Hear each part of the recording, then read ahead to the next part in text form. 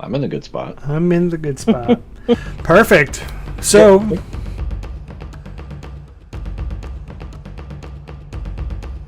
I want to say thank you, everybody, for coming and watching our Session 0 on a Wednesday night. We're here with some pretty amazing people. This has been, I think, a month and 2 months in the making. Maybe more than that. I can't even remember days anymore. It's like lost. This whole month and a half has been lost. But we're here. We made it. Session 0. It's going to be great. Before we get into that, we got a couple things we got to deal with. Little business to deal with off the top. So we are sponsored by Skull Splitter Dice. So if you are interested in getting some metal dice, use that link. Ty is showing off his Cleric set. I can't remember what that one is off the top of my head. But it's the Cleric. It's their dice rolling tray. It's super awesome. It's amazing. Good metal dice, good dice all around. If you want to get 10% off your first order, use the link in the Twitch down below and use the promo code FeatherFall. We're also sponsored by Found Familiar Coffee. So if you are in need of some good coffee during these quarantine times, they are doing sample packs. So if you're not really sure which ones you want to pick, they do nice little variation if you want. So be sure to use the link foundfamiliar.com/featherfall and use the promo code featherfall for 10% off. We also have a new sponsor, which I need to get your press kit, Ty. Press kit. Yeah, so we get a pretty image on the screen. But DM Emporium. So DM Emporium is ran and owned by Ty. Ty, I'll let you give a little pitch if you want. Hi, I'm Ty with the DM Emporium, where it's your place for pretty much anything you could ever want to use at a tabletop. We've got dice, we've got steins, we've got t-shirts, tunics, dice towers, miniatures, the little flock, the stuff you make the grass on the miniatures, so when everybody asks us if you know what the flock you're talking about, you can. So if you use the discount code FeatherFall, when you go to the dmemporium.com, you get 5% off, and 5% goes to building this channel right here. So you definitely want to go check it out.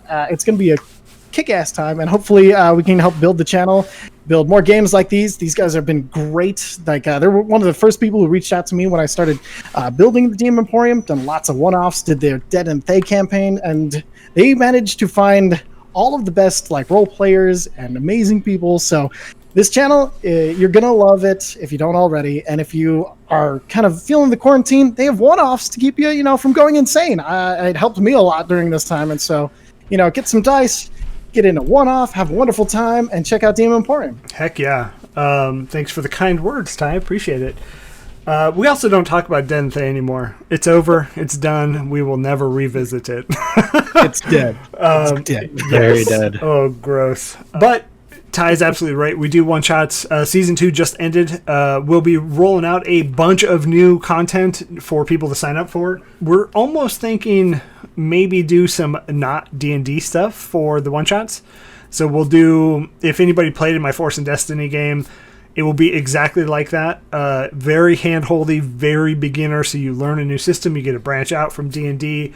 If you have suggestions, or if you're a content creator that wants to, maybe you have a small indie tabletop RPG and you want to play it, let us know and we can get it on the channel. We did Guns of Santa Terina, which with the actual writer, PG Harrington from Frontier Gaming, and it was amazing. We also did some Impulse Drive, The Gods We Know, we're doing that, which if you haven't heard yet, The Gods We Know, they're no longer on the FeatherFall Tabletop. They have started their own channel, Friends Who Roll Dice. Yep. I think that's it. I can never remember it. Yep. FWRD, so it spells forward. Yep. And so they have The Mind and the Martyr. They have The Gods We Know. Ties in The Mind and the Martyr. Good content. Go check them out. Make sure you give them a follow. Tell them FeatherFall sent you. And then into business. So what we're going to do today is a session 0. There's going to be no D&D played tonight. We're just going to kind of learn about our characters. We're going to introduce ourselves, who we are, and, maybe give a little spiel if you want to about yourself. If not, that's fine.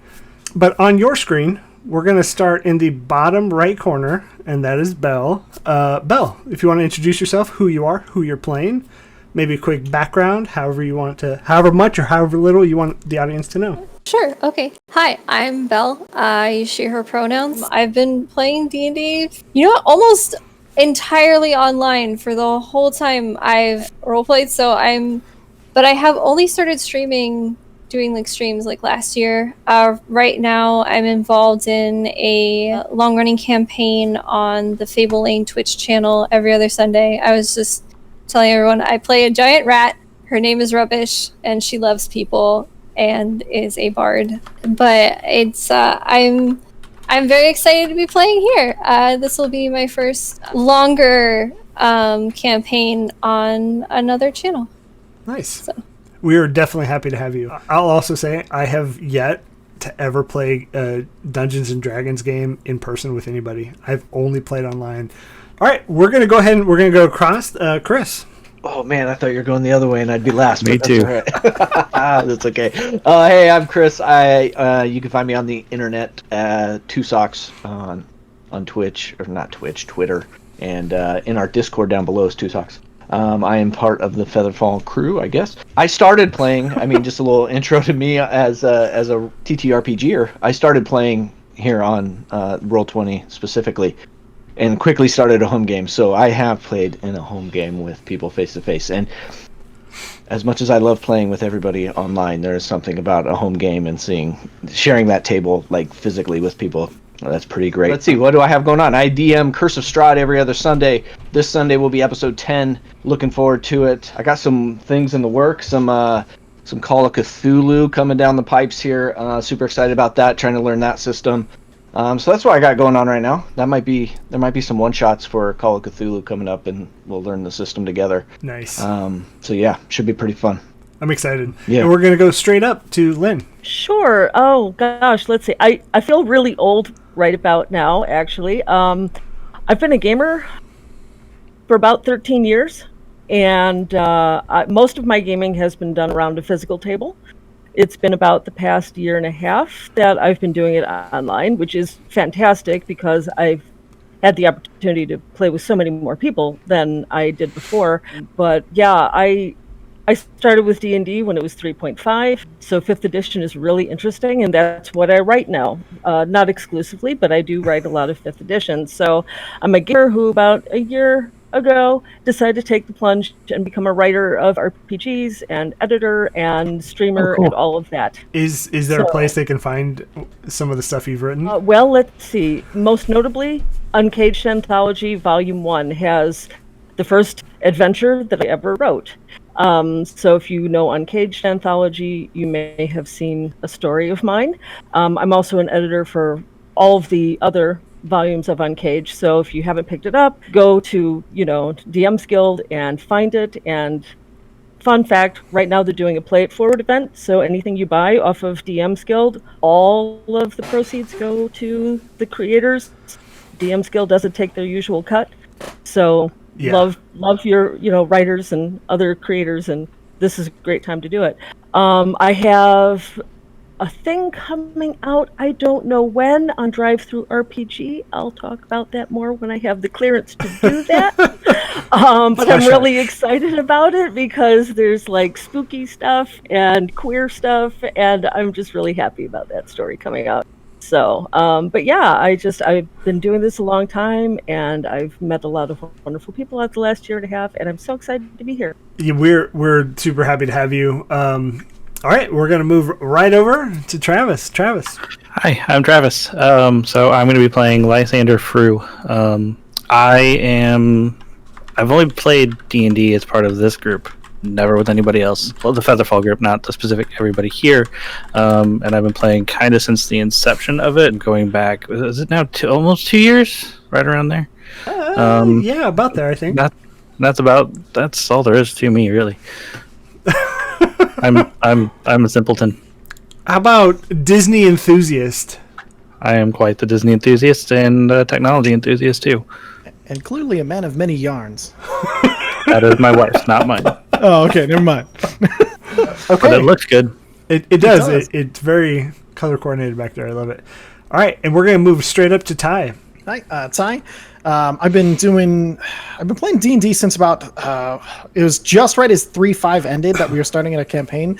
So we started at 4th edition, where it was just a home game, and nobody knew what the hell they were doing, and all the math and craziness involved. Like, It just basically, we turned into that group who avoided combat at all costs because of fourth edition. But when 5th edition came out, I was curious to dive back in. Like many, got drawn in by the Critical Role because my friend's like, "Here, watch this." And I was like, "Oh, okay." And I was like, "Oh, I love voice actors. I love doing." And then got hooked. Started my own home game, which has been going on for, oh my god, it's gonna be 2 years in like 2 months. Nice. And that's available on my Twitch channel, twitch.tv/Hitchhiker the Mind. You can find me on Twitter at the same handle, Hitchhiker Mind. And then DM Emporium, I'm the one who runs everything for it, so it's just me so far.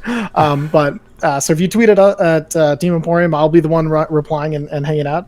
By the way, if you guys don't realize, like, Uncaged is this obscenely cool thing that she was talking about. Like, I was just looking it up, like, as you saw my jaw drop, because it's okay. If you look at it, it's okay. So just DM's Guild, real quick, you can get the hardcover of it for $37, and it's like a 240-page book. It's crazy awesome. Just that's why if you saw my physical reaction when she's like, "Oh yeah, just wrote Uncaged," that's it. I'm like, well, I didn't. Awesome. Just one story in there and edited others. So the first volume, the first volume has 25 or 26 adventures in it. Wow. And volumes 2 and 3 are about the same. Volume 4 is a little bit different. It has fewer adventures, but it also has this compendium of magic items and other fun things. And one of our contributors created a special Uncaged class that you can play, and that's in volume 4 too. That's so awesome. there's just a whole bunch of content in there, and we were really proud last year because volume 1 was nominated for an Emmy for best electronic book. So I mean, we had to work out the kinks on it, but when the electronic book got smoothed out, oh, it's so nice. If you use everything digitally, it should be pretty good for most tablets, most electronic sources. But the physical books, oh, the art, oh my gosh. Yeah, they're amazing. The I art love is it. ridiculous. So They are amazing. That's kind of me. I can't wait to dive into this. I played with FeatherFall a few times, and I think this is going to be like one of my more in-depth characters. Really love the Heroic Chronicle on this one. So, oh man, it's going to be weird not knowing so much. Like, my character doesn't know all of the things. Like, it's so much separation. It's like playing an NPC to get started. Right. Yeah. Right. I'm with you. And I guess I'm last. So my name is Bob. I go by Billy Zed everywhere else. Founder of FeatherFall TableTop. I've been playing D&D for about 4 years, I think. And again, I said it's been all online. It's the easiest platform to find people. It started with some coworkers, and then it's branched into what we have here. Met some amazing people, had some amazing times, and it's going to be just another amazing campaign that we go through. My background, I've DM'd Tomb of Annihilation, Waterdeep Dragon Heist, and we did some homebrew content. But hopefully, Wildemount will be a good mix of both module and homebrew. I mean, Wildemount setting is more just the setting; it doesn't give you the actual whole thing to go through. But we'll sprinkle in a lot of Critical Role stuff. And I will preface this campaign with it is not going to be direct Critical Role canon. We're going to screw a lot of stuff up, and I'm okay with it because it's our game. We're going to play it. We're going to have fun. And if somebody comes in here complaining about we screwed something up, I'm with you. I get it. I'm sorry that we did that, but we make mistakes. But yeah, so that's me. Let's jump right into it. So a couple things that I want to start with now that It says right there. It says it right there. So, and I forgot to introduce Chris's awesome quarantine beard. Yeah, it's its own thing now. I am jealous. I can't. His is always better. I haven't touched it since I've been home. So Yeah. keep it going. Me neither. Oh. But before we get started, I will like to say I appreciate everybody hanging out tonight. I appreciate everybody at the table here. It's going to be a ton of fun. We're going to have a lot of, it's going to be an emotional roller coaster. But it'll be great. And I'm excited to share the table with you, and I'm honored to share the table with you. So, first question that I have for all of the players This is Wizards of the Coast, really first new world outside of, Faerun and everything else that we know of. What are you guys most excited about? What are you most excited about the setting of Wildemount that really made you want to join this? And just whoever first. I'm the guy who jumps in first. So basically, one thing I'm super excited for is the amount of background gears that are turning while the adventure is happening. There's so much that's set up to be happening while the story is happening that I'm excited to see the unexpected consequences of doing or not doing things. He's back. There he is. Just that whole background noise and so that completeness to a world that has so many grounds and footings, I'm really excited about. And then having a pre-established world that is not destroyed, not beginning. It's kind of one of the very few that it isn't going through some major crisis, but it has so many that could happen. That's what I'm excited about. Yeah, it is so hard trying to understand all of the lore in Faerun. Yeah, and then you have the different editions where the spell plague happened here, but it didn't happen. Whatever. Oh man, Sword Coast. Yeah, Sword Coast is awful. That was my first setting with Sword Coast, and then finding others that made more sense. I was just like, thank you, God. Anybody else?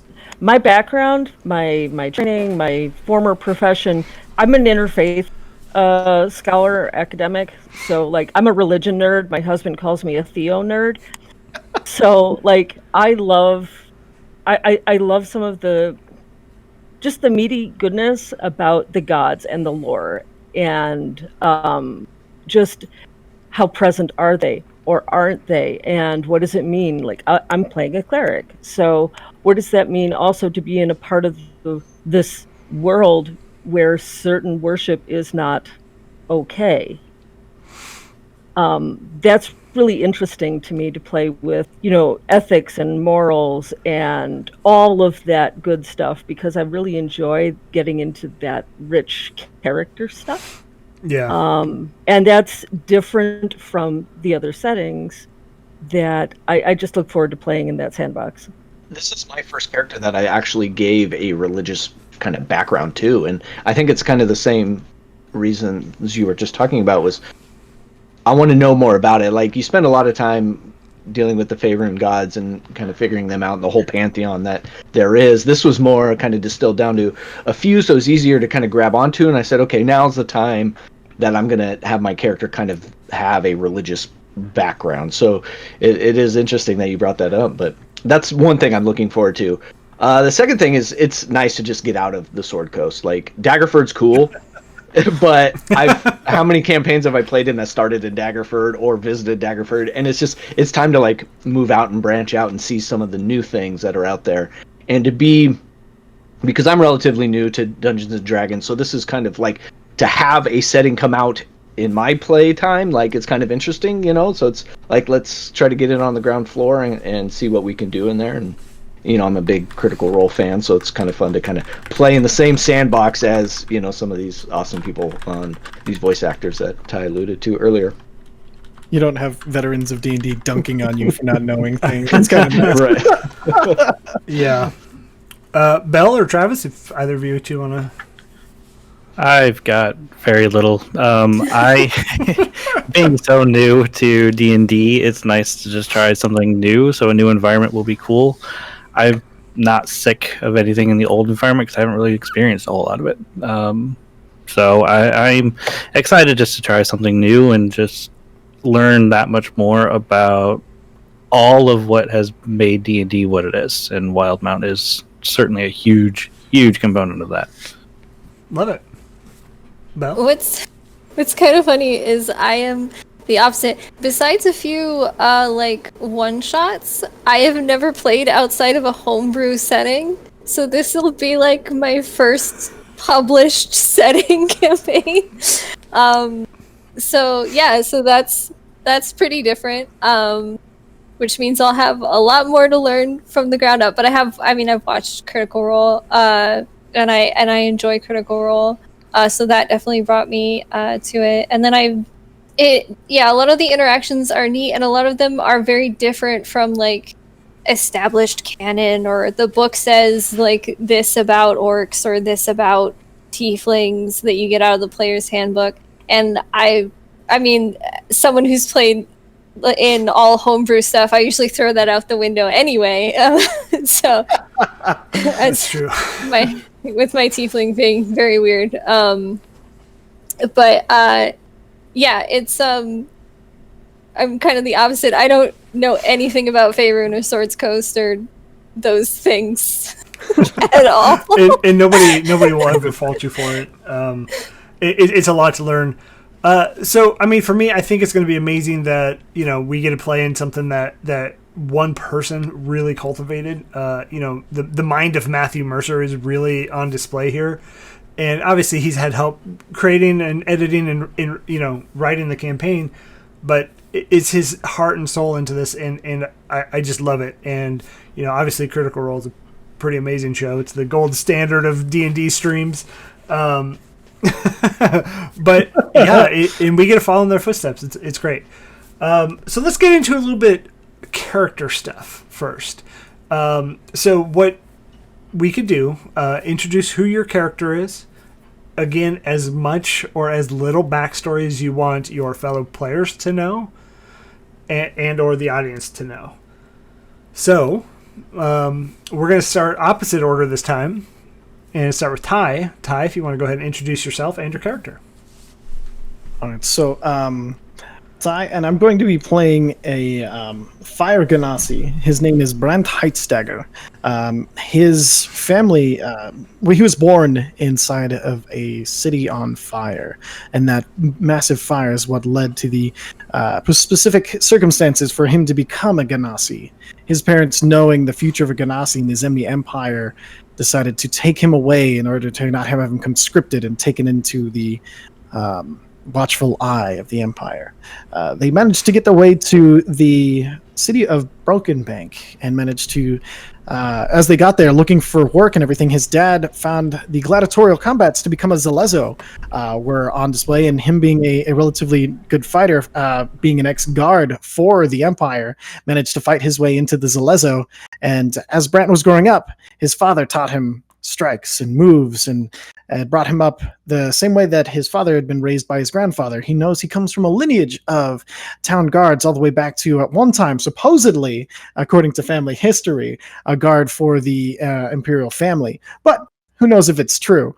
But as he himself, as he grew older, went through the gladiatorial combats, and with the Clovis Concord being interested but not officially government sanctioned toward Ganassi, he was free to pursue his own career as a Lezo, but through seeing the upper crust take so much and those who did the work get so little, eventually his life as a Lezo led him to become disillusioned with the construct of most governments, and so now he sees most with a distrustful eye, and through seeing too many guards take too many bribes, after one particularly lucrative one giant client, he saved a ship from being taken over from smugglers through some actions of his own, holding a gangplank against these people who were going to maraud in. He received a rather generous payout, one which he could retire from the Zalezo with, and has decided he is headed out into the Empire to find the answer to this problem that he's seen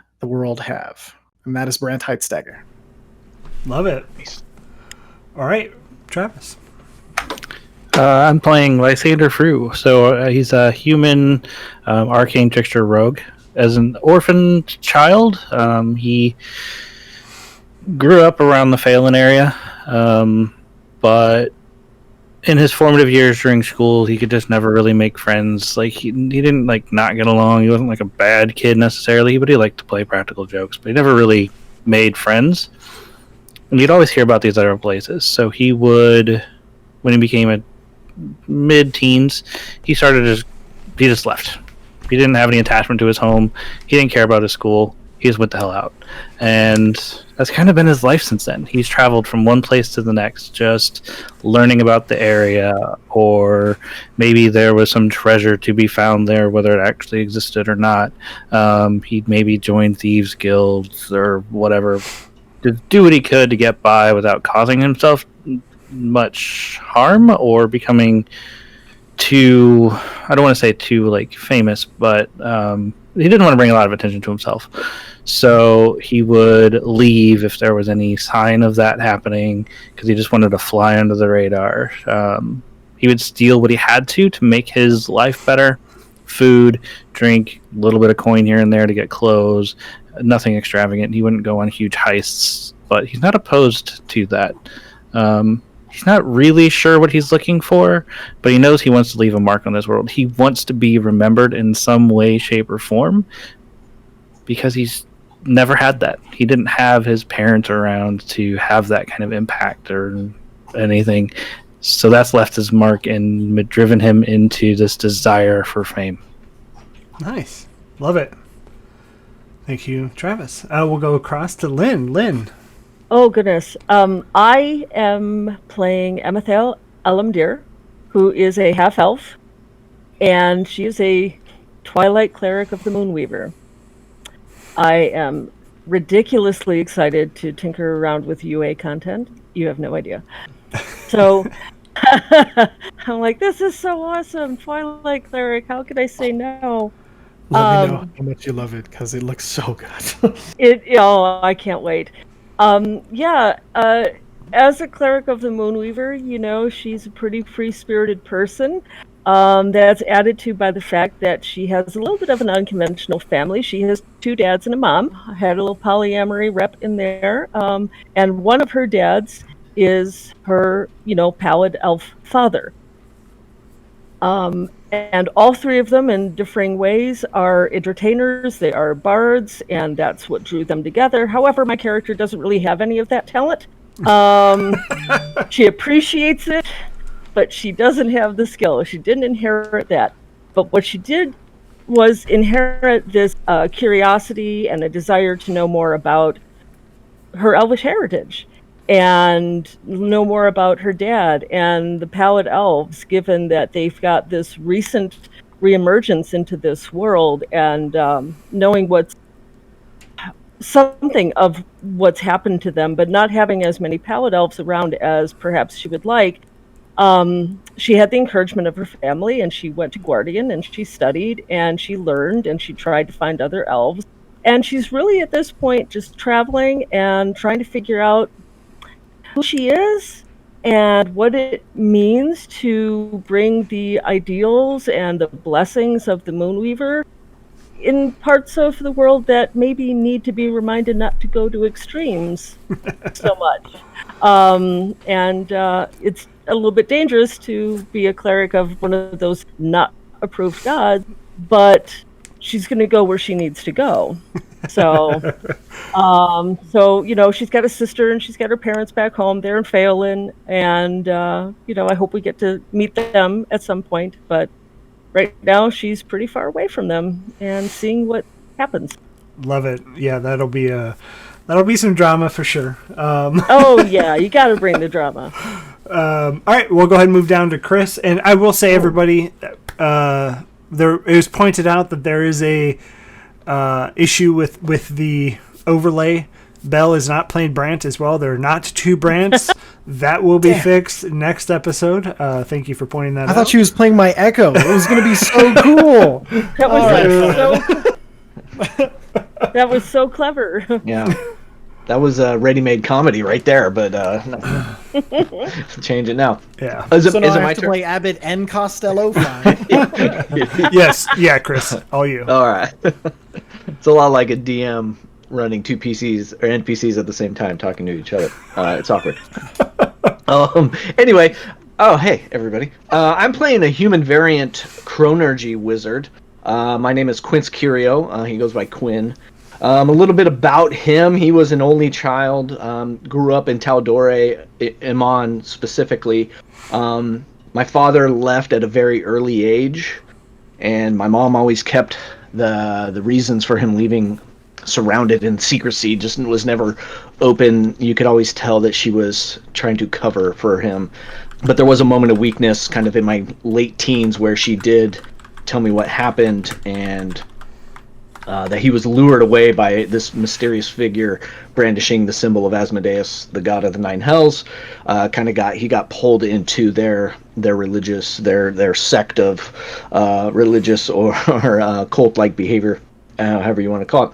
But my mom always knew, like, being the only one, kind of knew that she had to wear both hats, right? She had to be the one. So she always did her best. Education was always like prime. It was, you're going to go to the Alabaster Lyceum, you're going to study, and that was welcome for me. It wasn't like, ew, school. That was kind of my escape. You hang around on the playground or on the streets with other kids. You see them talking about their dads, and that was kind of tough for Quinn. So the education was the escape, and he was able to bury his nose in the books, and really he studied, and it eventually turned into studying everything he could about Asmodeus and just trying to like figure out what they could offer my dad that the family couldn't give him, and why he would be pulled away like that. So that's really where he went, just deep diving in his studies.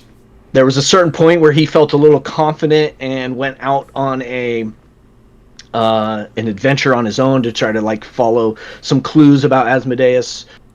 Got into a little tiff with a quasit. I think I said it right. A quasit, and actually lost an ear from that. And it really kind of humbled Quinn. He wasn't as cool as he thought he was with some spells. So he's got some deformities there that he's kind of working with. He is an older character. This is the first time I'm playing like somebody older than myself. He's 49 years old, so he's going to turn 50 in the campaign. So we'll see how that goes. I thought it'd be kind of a cool little milestone to hit with a character that I haven't done yet before. So he's kind of juggling this idea of this aged adventurer. I mean, 50's young, but moving out and kind of moving from Tal'Dorei and Amon to Wildemount, trying to follow these clues to find his father. He's kind of like figuring out how he's going to do that. So that's where Brant comes in. He actually hired Brant as a bodyguard for a while, and they've kind of gotten this friendship and have been traveling with each other for a while. And that's where we're going to pick up in Trostenwald. We've been there kind of off the trail for a little bit and kind of relaxing, I think. But yeah, that's Quinn. Love it. Sure, Brent is like the Zenith Festival, man. We gotta see it. Yeah. Come on, man. While we're traveling. And last but not least, Belle. Not playing Brant, by the way. I'm not playing Brant. No, I'm playing Fwylon Astrolith, who is a tiefling born to Triton parents. So she's spent most of her life in deep, deep ocean, fighting horrors from the elemental plane of water and other chthonic entities as part of the just general Triton culture of trying to protect the world from things they may have accidentally brought here from the elemental plane of water. She has been a warlock nearly since birth. Because being a tiefling born to Triton parents, she did not actually get born with guilt. Or any sort of way to switch between air and water breathing. Luckily, she was saved by like present healers. Her parents approached various sea deities and entities trying to find a kind of solution for her so that she could live down in the water with them. Most said no or thought it was funny, or there were like evil chthonic entities were like, sure, but you have to do X and Y for us, which of course they weren't going to do as the whole culture was against that. But one did agree, and she has a few names: Tooth Mother, Great Hunger, Sea Hunger, but generally appears as an enormous shark, and she's basically just the primordial spirit of survival and hunting, in the sea. So she granted Foilon the ability to breathe and live underwater and switch between the two. So she could just basically join the Tritons as a whole in their whole cultural war against the evil entities locked in the deepest parts of the ocean. Eventually, as she grew in her power, she decided that she did not want to just stay down in the ocean to do this, but she actually wanted to go on land, knowing that their influence could spread, not just through direct contact, but with, sailors or dreams. So anyone kind of touched by these ostensibly evil interplanar creatures, she wants to hunt down and bring justice to. So despite her being kind of young, I didn't look up Triton ages, so like in human senses, kind of just coming into young adulthood, she has been fighting nearly her whole life. She's been a warlock hours after her birth. And so she's very focused on this and doesn't understand the world above. She's good at cooperation, but she's very serious. So it's she's just basically looking for cathonically tainted people to bring to justice and prevent them from spreading such taint further. I'm a being made of fire. I'm sure we'll get along great. It'll be great. Love it. So yeah, that's our characters. Everybody will be starting at level 5. I do believe I will send out after this the starting gold. I do believe everybody's been given an option on a magic weapon. I can't remember if we talked about that already. It was one common magical item. Yes, that was it. Thank you. Oh yeah, I've been looking at this thing all day. I've been so excited. I am so jacked ready for this. So a little bit into my DM style. I love to border 70% roleplay, 30% combat. There's always a way out of combat in my games. You do not have to fight everything, but you will fight if you do certain steps, right? Evil just needs to die. We will be a milestone level ups, so we're not going to be tracking XP. Don't worry about any of that. I do not track spell components unless it is like at a high cost. Simple spell components, I just trust that you're smart enough, that your character would be smart enough to grab them. Same with arrows, same with torches, stuff like that. Those simple items that you should have, like rations, I just assume that you guys have them because, Who needs a torch? I am a torch. It's true. It's true. Do we want to do a couple? I know we're pushing our 45-minute mark. Do you want to do a couple character questions real quick? I would. Sure. I vote yes. Okay. So we'll start it off the easiest one. And we'll go reverse order, so starting with Belle. What haunts you today? Easy. I was kidding. I thought you were going to ask what her favorite color was, but... Right? Oh my god, favorite color? She's kind of young to have anything like hanging over her shoulder, or haunting her. I feel like what may haunt her will lie ahead of her because her like perception and her code and her idea of how the world works is, one, very different from the surface, and two, very rigid, that there's a lot of places ahead of her to create those moments, but she's come from a place where she has done, everything she's supposed to. She just, fought and survived and done all that.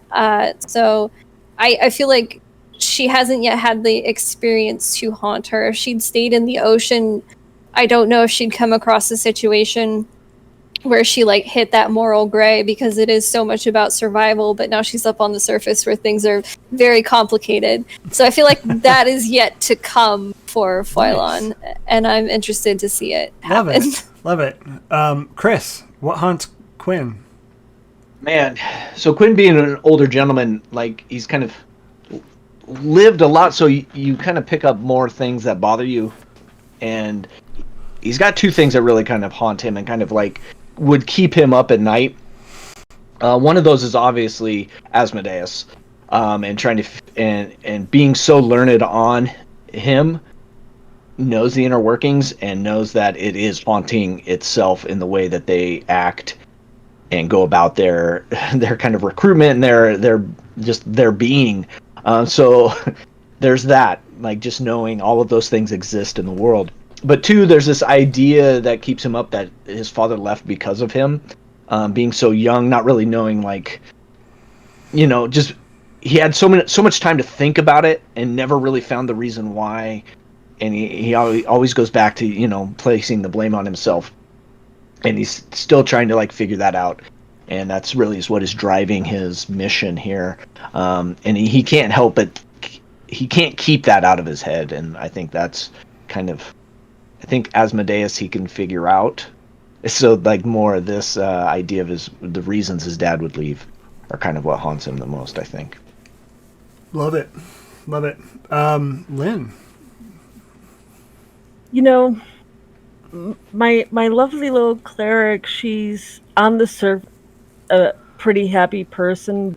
I think the one thing that really haunts her is knowing that her father and, such a small other number of pallet elves survived what happened to them so long ago. Why are the pallet elves the pallet elves? I think that just, when you think about it, the soul of what happened, that is deep in her heart. And so even though she's equal parts human and elf, she's got a certain sense of responsibility to the elf part of her heritage because of that. It resonates with her, it makes sense, but it's also a sense of continuing on, because so many others didn't. Yeah, absolutely. And just trying to learn more and understand that better. But she tries very hard not to show that that's, affecting her. She'd rather just go out and make the world a better place and make friends and, all that great stuff. But it's there. It's part of her consciousness. Travis? So Lysander has, we'll say, two things. One is the obvious one of the question of what happened with his parents. Why didn't they want him, or whatever the story might be there. He doesn't know. He wants to know, and it's always in his mind. The second thing is his inability to really get close to people. He hasn't made any really close friends. Closest friend he has is somebody named Vaughn. And that's it. He's always wondering what it is that's keeping him from getting close to people. So those are the big ones. Okay. Ty and the real Brant. Right, so I think Brant's main concern is that he, for so long, propped up something that was corrupt, and he did not know exactly what it was he was doing, but he was so proud to be part of this mechanism, this entire structure. And he was the one on the ground, making sure that the things happened to maintain this inequality while the upper crust took so much. And he took so much away from those who were beneath them that now he finds it haunts him how much that those in charge will do anything they can to stay in charge. And so Brant is always very keenly aware of power and how it works. And it disturbs him and keeps him up on how these things have happened and how these people have gotten where they are. Nice. Love it. All right, so now for the hard one. This is going to be the hard one.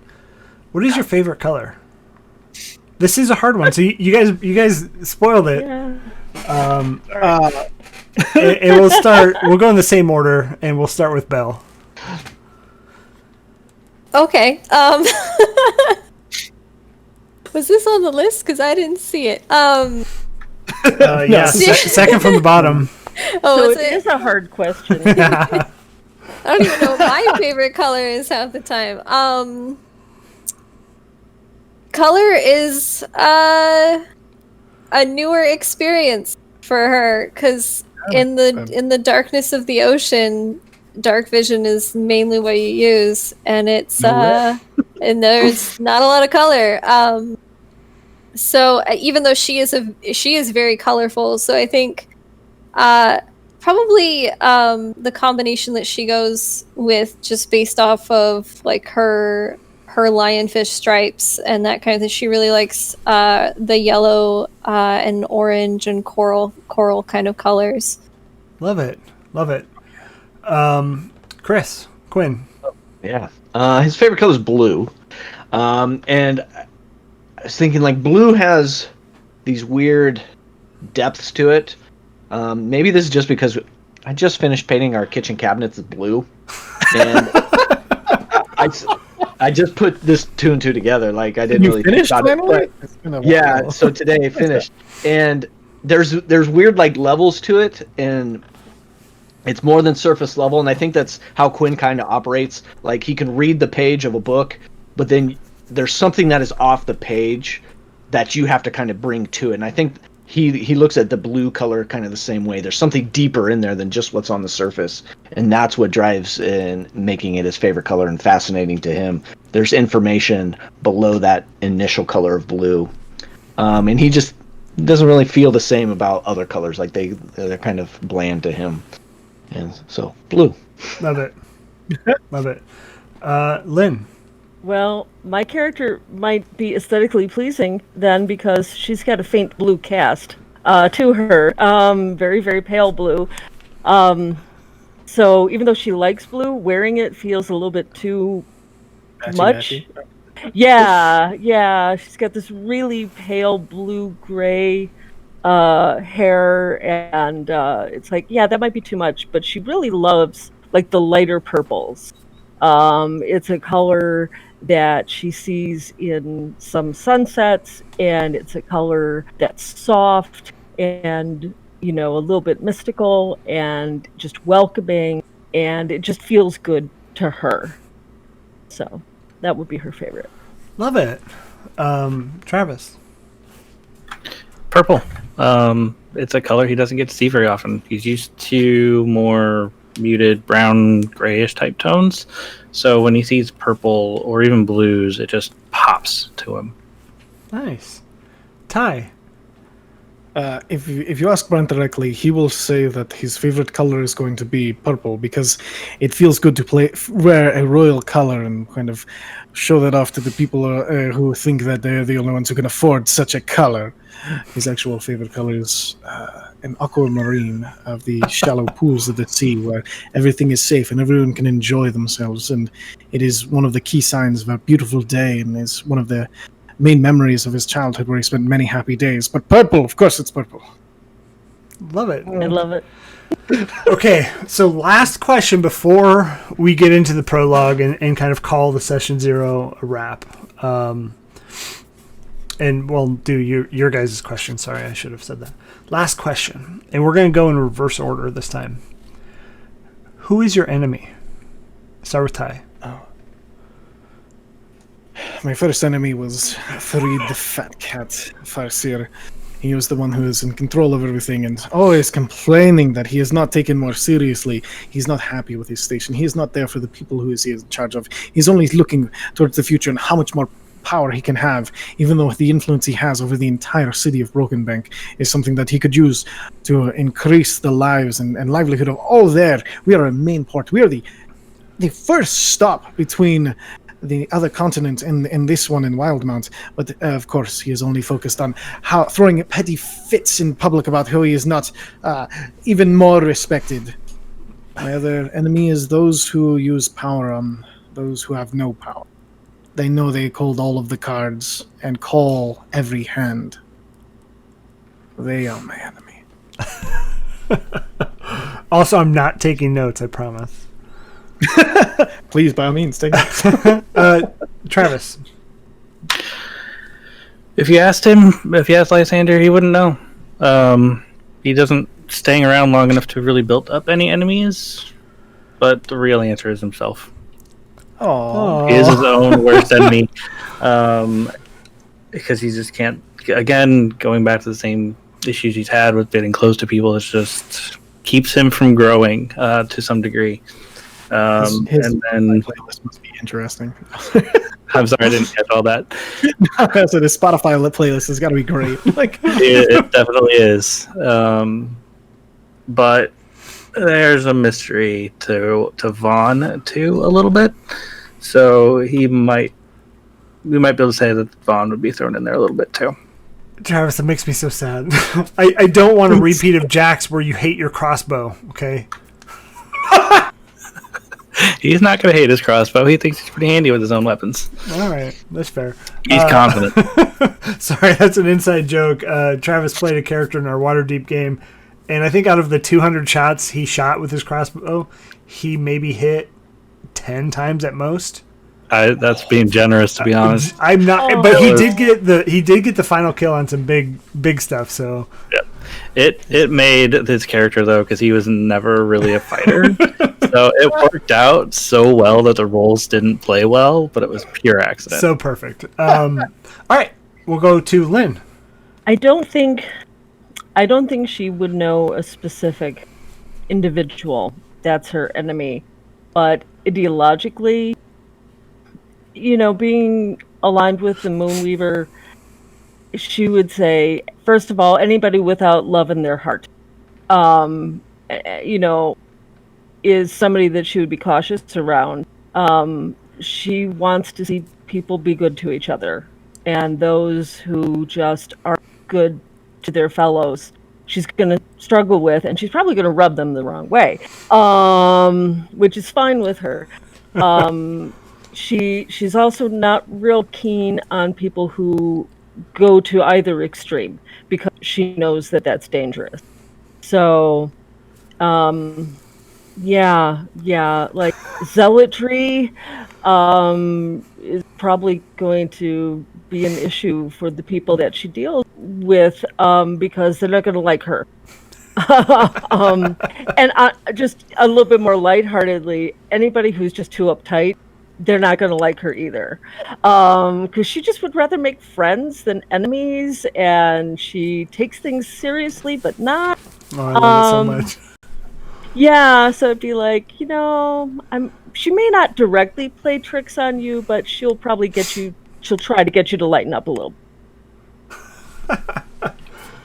I love it. Chris. Yeah, he's got a few of varying degrees. The most egregious would be Asmodeus and any of the followers, for all the above reasons that I stated earlier. But there's a couple there that are kind of out there. One is Father Time. He is on that downward side of life, so he's got some creaking bones, some aching backs that he's got to wake up to. The other one would be his ex-wife, Ann Page Whitmore. Was really the only strong connection he had with somebody else outside of his mom. And so they didn't really leave on the best of terms. So she wouldn't mind seeing his head on a pike somewhere. And yeah, he really doesn't have an idea where she's at, but who knows what can happen. It's D&D. So Love it. My character is going to deem you a sweet cinnamon bun who just needs all the care. Like, oh. I love it. And last but not least, again, Belle, the two ends get it, either get it right at the start or you're waiting all the way to the end. That's fine. So yeah, Fwylon has a lot of enemies who may not yet know that they are her enemy. So anyone who's dealt with evil chthonic entities, anyone who's dealt with evil eldritch entities or evil entities in particular, anyone spreading evil messages, and she has very hard life. You mentioned zealotry. This is gonna be fun. And I'm also part of her patron is to be a hunter and to be an adapter. So she's sure she's gonna find plenty of new prey / enemies on the surface. Everything's friendly. Maybe some friends, but probably more like comrades in the fight against evil, of which there are many evils. I love it. So that's the last question. I open it up. Do you have any questions for me in regards to this campaign? How are you going to get us all to work together? That's the hardest part. We do a quick round of things other people brought up, but I went first, so I would like to add to my character. Yeah, sure. I just want to throw. People were talking about Faith, Brent, because Avandra, the Changebringer, is such a big deal in the Clovis Concord, and there's a yearly festival and everything like that. He carries a pendant of Avandra, but he still hasn't decided on whether or not he's for it. But he loves the idea of something that can bring change, because everything staying the same so far has benefited absolutely no one in his eyes. Other than that, he does have. Oh man, I rolled for these because of the Hero Chronicles of craziness. He has 6, six kids total. So 5 brothers and sisters. It's 4 sisters and 1 brother. He is the oldest, and so they've all only known the life of the Clovis Concord. And then let's see, did anybody roll for their like rivals or anything? Okay, so Brent's rival is an archmage because I'm just super good at rolling. But I think what happened was during his test to become a Zalezo, they had one that was specifically for magicians and everything like that, and he arrived late, so he could only enter in that one. And so he got just a tiny, through... there was a magister there who allowed him to use his weapon as a focus, like a magical focus. So he just beat the crap out of every wizard there with his glaive while they were trying to cast things. So one of them is trying to hunt him down for disgracing them in public by this is duel. Yes, this is my magical focus. So that's where his rival comes from. And nice. That's, I think, everything I forgot about him figured out so far. Love it. That's so, great. Any questions? So, I don't know if you can answer this question, but is there a common kind of goal we're going for here? Like in Waterdeep, there we were trying to steal something. Are we fighting some kind of big bad at a very general level? Can you give us anything like that? If not, that's fine. Hopefully, the prologue will answer some of that. But okay. The other answer, no. This will be as open-ended as we want, and it'll adapt and evolve as we all play within the world, and we all just as things happen. So, before I get into the prologue, there are major events that have happened in Critical Role that play a part in this. But it's not the main focus. The main focus is going to be our campaign, whatever we want to do. So there are moving pieces in the background, but wherever we want to go. I mean, I'm sure there will be a big bad at some point. Okay. Thank you. Is he going to be big? Yeah, Brant's archmage. Yeah, I rolled that, and I just kind of stared at it after I rolled it. I was like, mother... So that does remind me, Ty, thank you. I need to bring this up. We just had new emotes and sub badges commissioned. And so the sub badge, the loyalty badge, I guess is what they call it, is the 12th month. So if you look in the chat, if you each month, so the first one is a goblin, the second one is an owlbear, the third one is a drider. They correspond with the amount of months and the CR level in the book. The next one is 12. And it's an archmage. So we just had that done, and it's so funny you talk about that. Perfect. So all of our longest subscribers will be my enemy. Yes.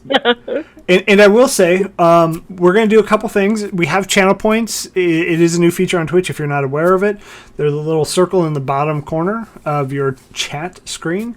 If you earn enough channel points, I think it's 10,000, you can name an NPC. If you also are a subscriber to the Twitch channel, you get to name an NPC as well. If it's a if it's a really, really crazy name, we're gonna have a conversation about it. But it can't be. You can't be in peace space. You know, like that's not gonna work out at all. Yes, perfect. Thank you, Ty. And if you subscribe, you get double rewards points, and so you get not only a PC but also well on your way to another PC, which I have 2 built up, which I'm just waiting. Yeah, you have a lot. You've used a lot too. do, But also fun things are you can add. You can give it advantage to somebody. You can give inspiration to somebody. You can add a D4 to somebody. All the channel points are there to interact with the stream. So be sure to use them. Help somebody out in a tight spot. It's going to be fun. It will be interactive as best as possible, but I will also say we're not going to break immersion from the game. So if it's obnoxious, we probably will just stop it for a second and, pause. So, all right, well, let's go ahead and get into the prologue. So the story starts, the year is 835 PD. And the small skirmishes that have been the norm for the past century or two were contained to the Ashkeeper Peaks.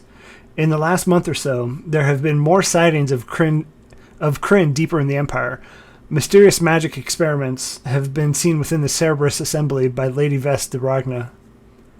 Increasing accounts of long-since-forgotten monstrosities have been popping up around the countryside, and with the local militia being drafted into the increasing conflict at the border, towns are left defenseless. But these are just rumors. The Empire says that everything is okay, and if all of this were happening, we're safe. The Empire is here to protect us. The story does start at the town of Trostenwald. With the Zenith Festival drawing near, Starosta Langer is growing increasingly concerned with some of the stories that are happening around the town. She's put out a notice for assistance to help keep everyone safe during this joyous time. And that's where you guys come in. So that's where we'll start. I'll go ahead and I'll post that into our Discord chat as well. That way we can, you can play off it as you want. How we all come together will be interesting. I'm hoping that it becomes a little bit easier, but I'll give the exact starting place of the campaign. So, are there any other questions before we call it a night? Nope. Ready, roll, man. Can we start now? I know. Yeah, are you ready? We can go into it. Yeah, like another hour before. Just saying, but in real life, I'm only a year younger than our oldest character here. So, I felt the thing about the achy back, That's not fair. I'm not even. I'm like 33, and I was like, man, I got all of those down already. That's not good. Yeah. Kind of thing, the fantasy of being a fighter, somebody who's physically fit. Right. Yeah, but I am so excited. I cannot wait until next Wednesday. It's going to be so much fun. I do want to say thank you, everybody in the chat, for hanging out with us. If you want to hang out more, we do have a Discord. Go ahead and use the link below. That's where we'll be posting our community one-shots if you want to play it on our Twitch channel. We do have a lot of people that are looking for groups, and that is a function in there. So if you're looking for a group you want people to hang out with, doesn't need to be streamed, you just want to do it offline, whatever it may be, there is that function in there. Be sure to come hang out. We talk about a lot of stuff, and we have fun. So also, you can follow us on Twitter at FeatherFall TableTop, and then I tagged everybody in the announcement today, so follow their Twitters as well. This is going to be an amazing cast of people. And with that, we'll call it a stream. Thank you so much. We'll be back here Wednesday at 8:30 Central for Session 1, where the party gets started, I suppose we can say. So, all right. Sounds good. Thank you, everybody, and we'll see you next Wednesday. Bye.